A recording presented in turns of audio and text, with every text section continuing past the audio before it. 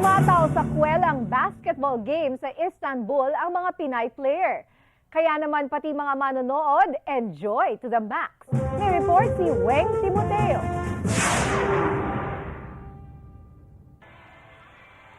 Tuwang-tuwa ang mga nanood sa one-day tournament ng basketball for women nang masaksihan nila ang kakaibang estilo ng mga manlalaro sa hardcourt.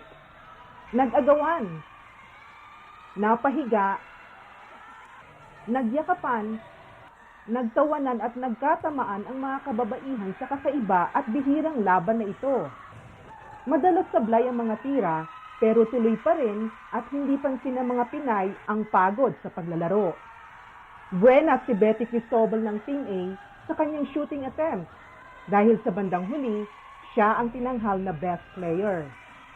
Best assist naman si Ana Makalinaw. Naglaban hanggang sa huli pero hindi kinaya ng Team B ang Team A kaya bumigay ito sa score na 47-14. Ang kwelang palaro ay bahagi ng Summer Sports Festival ng Philcom Istanbul Organization ng mga aktibong miyembro ng komunidad. Umaasa sila na magkaroon muli ng basketball game para sa mga Pinay sa susunod na taon. At volleyball naman ang maging laro ng mga kalalakihan. Para sa Balitang Europe, Weng Timoteo, Istanbul, Turkey.